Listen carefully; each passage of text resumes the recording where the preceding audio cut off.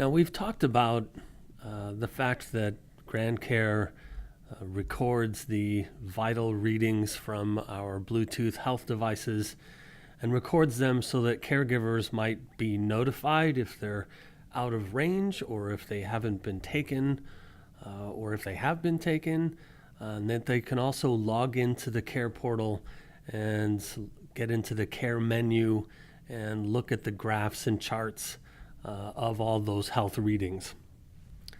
But what we haven't talked about is the idea that maybe our care recipient, our GrandCare touchscreen user, is also interested in looking at what those readings are.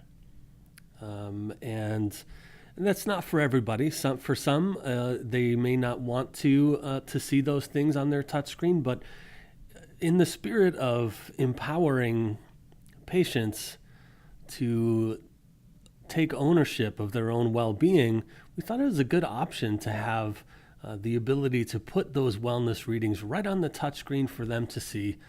So let's take a look. This is Charlie's system where he takes all his health readings and has for years. So we have some data to play with here. And as you can see, he has configured his touchscreen so that the wellness button does appear right on the main menu. And I'll show you how to do that in a minute. But let's see what's in it. So if I touch the wellness button, I get options for each of the health devices that Charlie has paired with this system. Now, it's certainly true that many GrandCare users would only have one or two of these devices, depending on what type of chronic condition they would be taking these readings for. But in Charlie's case, he has them all.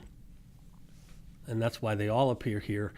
And so we can take a look at Charlie's blood pressure, for example, and here's pretty much the exact same graph that caregivers get in the care menu. And of course, we can change it up here to show the chart instead. So there's the chart. And in this way, the touchscreen user can see their own trends associated with their health readings. And if we go back, we can take a look at maybe another reading. We can look at Charlie's oximeter readings for November, or maybe we'll go back and look at October, or maybe September, whatever it is that we choose, or maybe we just want to see the chart for September. There it is. And in this way, we make all the same data available to this touchscreen user that is also available to caregivers. Why not? There are going to be some people who want to, it's their information. And if they want to look at that stuff and know if their vital signs are improving, if their readings are getting better over time because of their own personal efforts to take better care of themselves, well, we want to empower them to do that. And that's why we have the option to put the wellness button directly on the touchscreen.